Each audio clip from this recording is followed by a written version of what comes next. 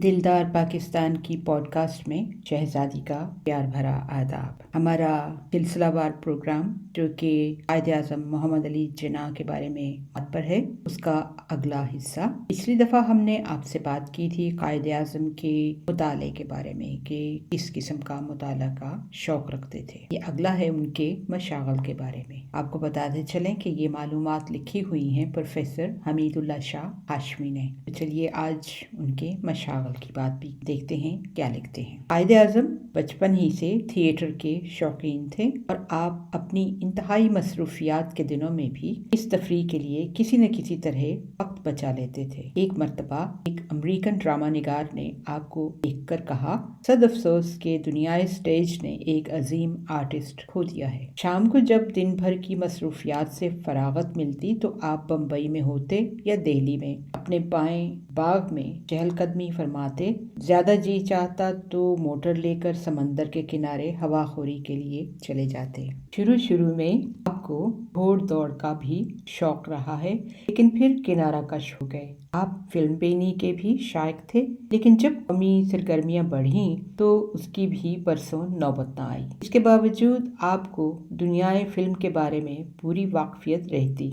एक दफ़ा मरकजी असेंबली में किसी सरकारी मेंबर ने आपको मशहूर फिल्म एक्ट्रेस ग्रेटा गार्बो के साथ तशबीह दी। इस पर आपने उसे फिलफौर जवाब दिया, मेरा मुअज़्ज़ज़ दोस्त मशहूर एक्ट्रेस मैरलिन डिट्रिश से मुशाबत करता है, जिसे सिर्फ हसीना पार्ट अदा करना आता है। 1945 में जब आप कोयटा तशरीफ ले गए, काजी ईसा की भी काजी ईसा थे काजी ईसा की तरगीब व इसरार पर आपने वहाँ हमायूं नामी फिल्म मुलाहजा फरमाई। 1946 में आपका लंदन जाना हुआ और वहाँ आपने इस मौके से फ़ायदा उठाते हुए 3-4 मरतबा थिएटर देखा। एक मरतबा आप डॉक्टर बिचमन की दावत पर तहरीके तक़वियत अखलाकियात के ज़ेर एहतमाम एक ड्रामा देखने गए। ड्रामे के इख्तिताम पर डॉक्टर मौसूफ ने आपका तारुफ अपनी अजीज़ा से कराया, जिसने अपनी किरदार निगारी से खेल में रूह फूंक दी थी।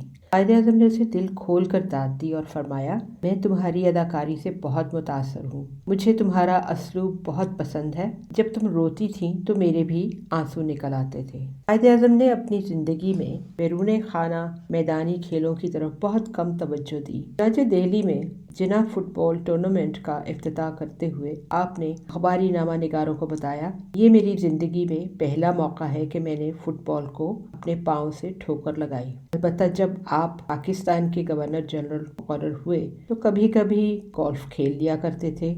इन दो वाक़यात के अलावा आपकी पूरी ज़िंदगी में कोई ऐसी मिसाल नहीं मिलती जिससे आपका मैदानी खेलों में हिस्सा लेना जाहिर करता हो। उम्र का बेशतर हिस्सा सियासी मार्का आराइयों में गुजर गया, इसलिए तफरीही शागल की गुंजाइश ही न निकल सकी। सैरो सियाहत या हवाखोरी के अलावा वर्जिश के करीब तो कभी आप हटके भी न थे।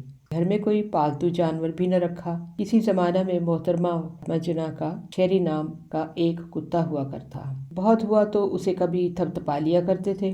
सोच विचार के आलम में उनको इधर उधर टहलने की आदत थी। रात के सन्नाटे में वो अक्सर पुख्ता और बेदाग फर्श पर एक अरसे तक टहलते रहते थे। कायद-ए-आज़म की ज़िंदगी का ये असूल रहा कि वो सैर व तफरीह के दौरान में भी अपना रोज़मर्रा का मामूल ना बदला करते थे। और ये भी नहीं हुआ कि ऐसे मशागल के लिए आपने कभी दिन का पूरा वक्त सर्व कर दिया हो। कश्मीर जाते तो बस शाम के वक्त शिकारों में बैठकर सैर से लुत्फानंदोज होते रहते, और बम्बई में होते तो अपोलो पर थोड़ी सी पहलकदमी फरमा लेते। बाद में नमाज अक्सर पाबंदी से पढ़ते थे। खुद मैंने लखनऊ में महाराजा साहब के यहाँ उन्हें नमाज पढ़ते और मरसिये सुनते देखा है। मजहबी एतबार से वो पक्के मुसलमान थे। उन्होंने अपना अक्द इस्लामी तरीके से किया था।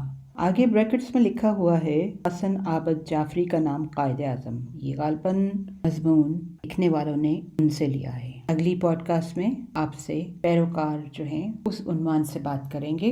आखिर में आपसे शेयर करते हैं कायद-ए-आज़म का एक कॉल, जिससे आपको पता चलेगा कि उन्होंने پاکستان جب بنایا، جب ان کو خیال آیا تو کس قسم کی ریاست بنانے کا خیال تھا. کہتے ہیں you are free to go to your temples, you are free to go to your mosques or to any other place of worship in this state of Pakistan. You may belong to any religion or caste or creed. That has nothing to do with the business of the states.